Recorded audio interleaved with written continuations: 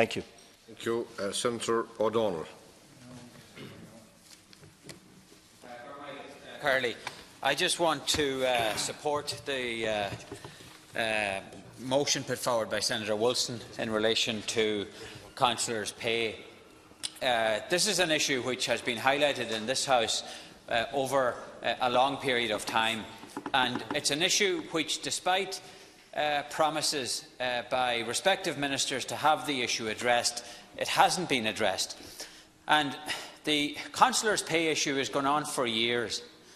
Councillors receive a representational payment of €16,565.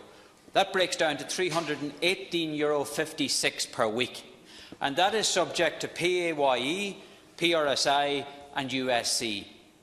But even if you take the gross figure of €318.56 and you take that the average councillor works 40 hours a week, now most of the time it's on sociable hours because it's weekends and evenings, but that's €7.90 per hour.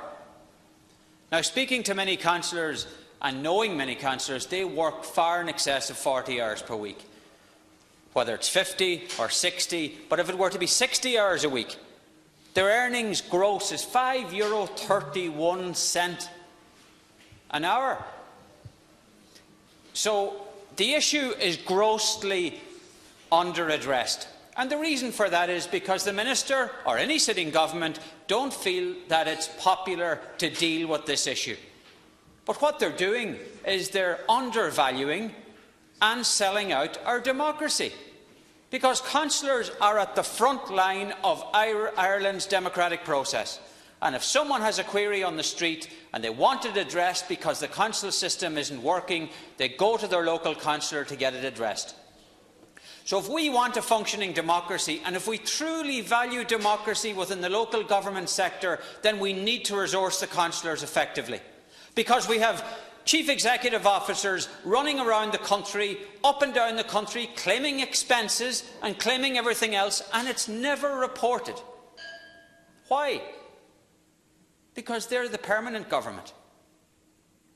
They're the permanent government.